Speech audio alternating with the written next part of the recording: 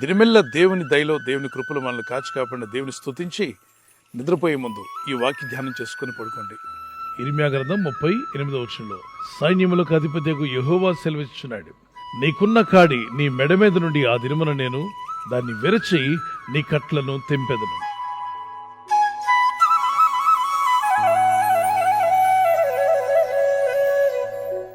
కాడి అనగానే మనకు గుర్తొచ్చినటువంటిది ఎద్దులు మోసుకుని వెళ్తూ ఉంటాయి. గుర్రాల పైన గాడిదల పైన కాడి మోపుతారు. ఆ కాడి వెనక ఉన్నటువంటి బరువైన బండిని కూడా ఈడ్చుకుని వెళ్తాయి. భారమంతటిని మోసుకుంటూ వెళ్ళాలి. తనకు ఆకలేసినా తినడానికి లేదు, దాహం వేసినా తాగడానికి ఉండదు. ఎవరో దాని మీద పెట్టిన భారాన్ని అది మోసుకుంటూ వెళ్ళాలి. ఆ భారం మోపినవాడు ఆ కాడి తీసివేసేంత వరకు దానికి స్వతంత్రత ఉండదు. ఈరోజు ప్రపంచంలో ప్రతి మనిషి పైన ఒక కాడిని మోపేవాడున్నాడు. భారభరితమైన కాడిని మోపి ప్రతి వ్యక్తిని వంచివేయాలన్న ఉద్దేశం వాడిది. వారినే బైబిల్ చెప్తుంది, సాతానుడు అపవాది మనిషి కళ్లకు కనబడకుండా పనిచేస్తాడు, కానీ ఏ వ్యక్తిని మనశ్శాంతిగా ఉండడానికి ఒప్పుకోడు.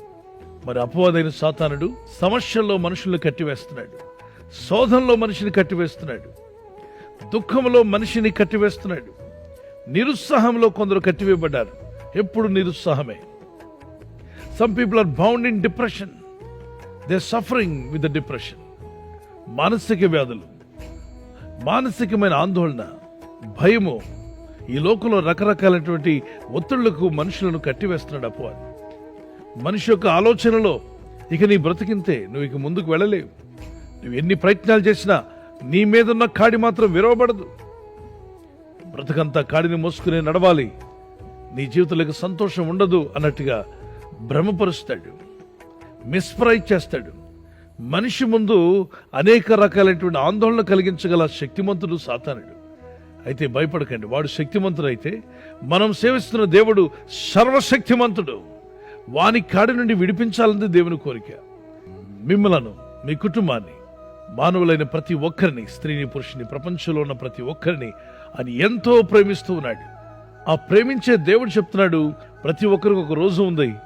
ఆ రోజున శత్రువైన సాతాను మీ మీద మోపిన కాడి విరవబడుతుంది.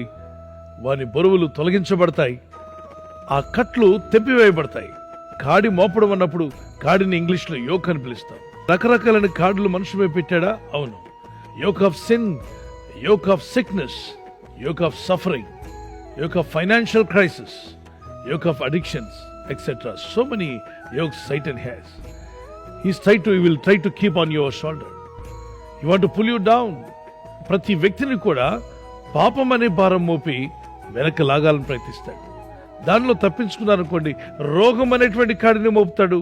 దాని ద్వారా అయినా మనిషిని లోపరుచుకోవాలని ప్రయత్నిస్తాడు.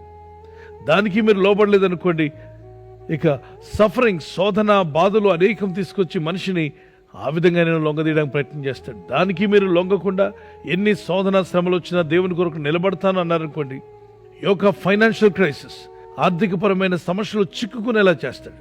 ఆశలు పుట్టిస్తాడు, అప్పులు చేయిస్తాడు, మనుషులందరినీ కూడా అంధకారంలో బంధించడానికి ప్రయత్నం చేస్తాడు. అప్పు చేయడం తప్పు కాదు, లోన్ తీసుకోవడం తప్పు కాదు, కానీ దాన్ని తీర్చగలుగుతామా లేదా అని బ్యారేజ్ వేసుకోవాల్సిన అవసరం మనకుందని బైబిల్లో రాయబడింది. కనుక అప్పిచ్చే వాళ్ళు ఉన్నారు కదని అప్పులు చేసుకుంటూ వెళ్ళి అప్పులు తీర్చుకోలేని పరిస్థితికి రావద్దు. ఒకవేళ అత్యవసర పరిస్థితులు తీసుకున్నారు, ప్రార్థన చేద్దాం.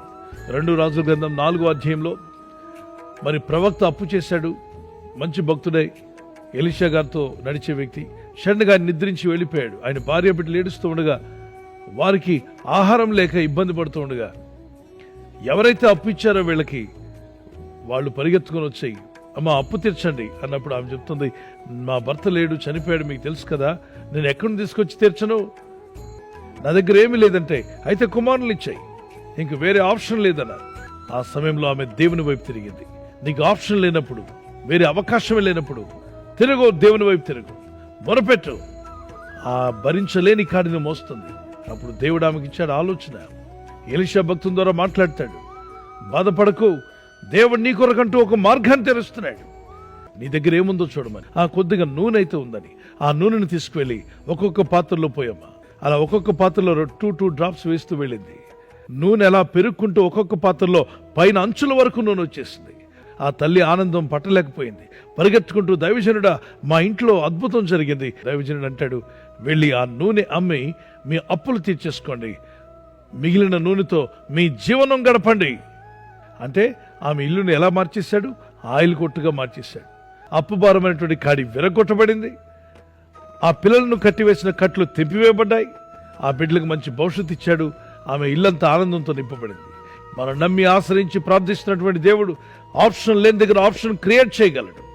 Wear there is no way, he can make a way for your business, for your blessings, for whatever you need it, he can make a way for you. ఈ వాగ్దానం పట్టుకుని ప్రార్థిస్తున్నప్పుడు గొప్ప కార్యములు ప్రభు నీ పట్ల జరిగించునుగాక. అయితే యేసుక్రీస్తుకి నీ హృదయం ఇచ్చి ప్రార్థన చేసినప్పుడు ఇవన్నీ జరుగుతాయి. విశ్వసించి ఈ వాగ్దానాలు పట్టుకొని ప్రార్థిస్తుండగా మీ మనసులో ఉన్న భారం తొలగిపోతుంది. అపవాది మోపిన కాడి విరిగిపోతుంది. వాడు కట్టిన కట్లు తెగిపోవునుగాక. మీ జీవితాలకు సమాధానం, నెమ్మది యేసు నామములో కలుగునుగాక. ప్రార్థన చేసుకుందాం. పరిశుద్ధమైన మా ప్రియ తండ్రి, ఈ వాగ్దానం విని ప్రార్థిస్తున్న ప్రతి ఒక్కరిలో ఉన్నటువంటి ఎటువంటి కాడి వారిని బాధిస్తూ ఉన్నా, వారి మెడల మీద అపవాది మోపిన ప్రతి కాడిని అది ఇప్పుడే యేసు నామములో విరిచివేయబడునుగాక. మీ రెక్కల చోటున మమ్మల్ని కాచి కాపాడారు, ఇక ముందు కూడా మమ్మల్ని కాపాడబోతున్నారు. ఈ రాత్రి నెమ్మదితో పండుకొని సురక్షితంగా కాపాడబడినట్లుగా నీ అగ్ని కంచి వేసి మమ్మల్ని కాపాడండి. మీరందరికీ చక్కని నిద్ర దయచేసి తెల్లవారు లేచి కృపను మాకిమ్మని, మీ నామాన్ని గణపరుచుకోమని యేసు నామములో అడుగుచున్నాం మా ప్రియ తండ్రి, ఆమేన్. ఈ వాగ్దానం మీతోనే ఉంచుకోకుండా మీకు తెలిసిన ప్రతి కాంటాక్ట్కి షేర్ చేయండి. Good night. God bless you. ఈ ఛానల్ను మీరు సబ్స్క్రైబ్ చేసుకొనుట వలన 2 పనులు జరుగుతున్నాయి. 1, బీదలకు, అనాథలకు ఈ ఛానల్ ద్వారా సహకారము అందించడం జరుగుచున్నది. 2, సువార్త జరుగుచున్నది, ఆత్మలు రక్షించబడుచున్నాయి. మనము సబ్స్క్రైబ్ చేసుకొనుట ద్వారా అందరికీ సహాయం చేస్తున్నవారమవుతున్నాము. ఖచ్చితంగా ఈ యూట్యూబ్ ఛానల్ను సబ్స్క్రైబ్ చేసుకుని బెల్ బటన్ను క్లిక్ చేయండి. మీకు వెంటనే మెసేజెస్ పంపబడతాయి.